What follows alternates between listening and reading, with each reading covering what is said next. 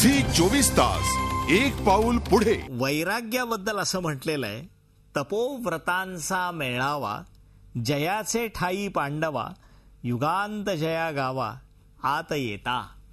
वैराग्य म्हणजे तपोव्रतांचा मेळावा.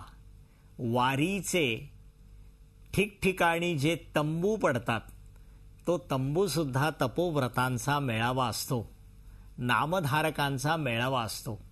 ज्ञानदेवांनी तपाची व्याख्या अप्रतिम केली आहे.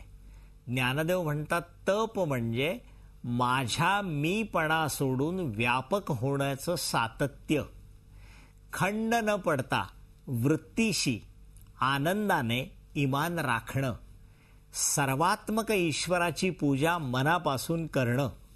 मी हे केलेलं नाही हे ईश्वरार्पण बुद्धीने करणं. जे जे मी करीन ते ते सगळं परमेश्वराला अर्पण करणं, याला तप म्हणतात. पूर्वीच्या ऋषीमुनींनी अरण्यात जाऊन तप केलं. याचं कारण अरण्य ही अभ्यासाची ठिकाणं होती, पर्यटनाची केंद्र नव्हती. त्यामुळे अरण्य राहत असे. अरण्यामध्ये जाऊन अभ्यास केला की उत्कृष्ट अभ्यास लक्षात राहतो.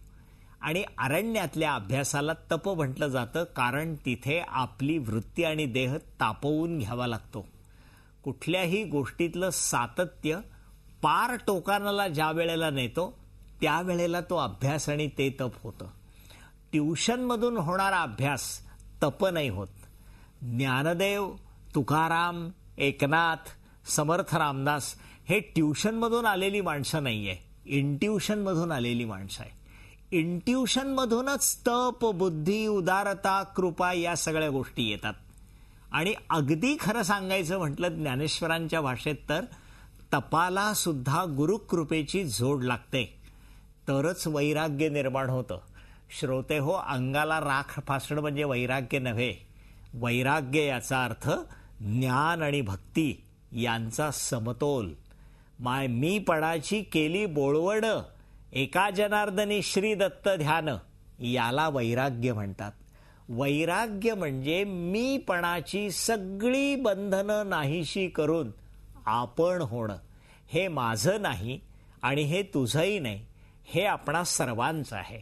सहनाववतु सहनो भुनक्तु हे वैराग्य आहे. वारकरी सगळे मिळून जेवतात. एकटा वारकरी आपला डबा कधीही खात नाही. तो आपलं तोंड इकडे वळवून सुद्धा आपल्यापुरता कधीही ब्रेकफास्ट करणार नाही. तो सगळ्यांबरोबर जेवेल, सगळ्यांबरोबर चालेल, सगळ्यांबरोबर गाईल आणि सगळ्यांबरोबर नाचेल. या सगळ्या वृत्तीतून जो विश्वात्मक अनुभव जन्माला येतो त्याला वैराग्य म्हणतात. आणि ते वैराग्य मनाला श्रीमंत करतं आणि वारीला उन्नत करतं.